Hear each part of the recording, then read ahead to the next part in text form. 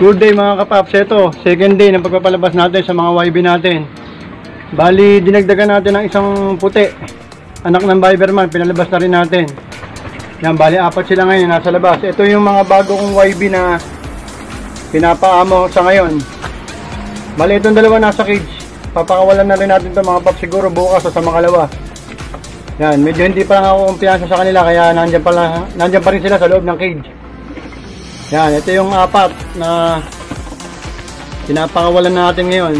Nilalagyan natin ng patoka para ma-motivate silang mag-stay lang dito sa ibabaw ng bubong.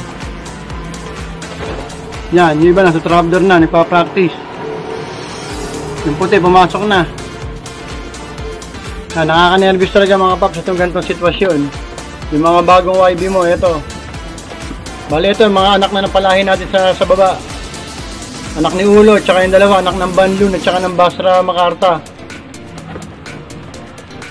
Yan, itong dalawa na to, Basco Batanes, tsaka anak ng ating Stitch. Pero baka sa makalawa ko papakawalan niya mga kapaps. O yung puti, nasa loob na nga yata. Tingnan natin.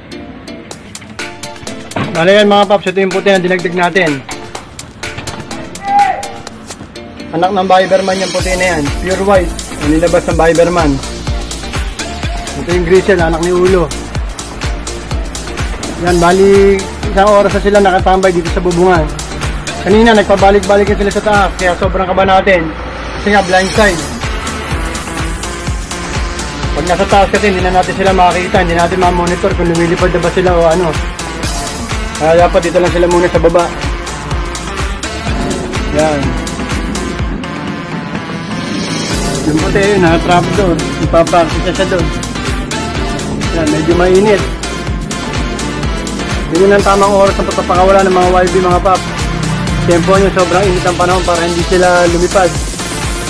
Yan, mag-stay lang sila dito sa ibabaw ng kulungan natin. Yan, ganyan lang yung ginagawa natin mga pap.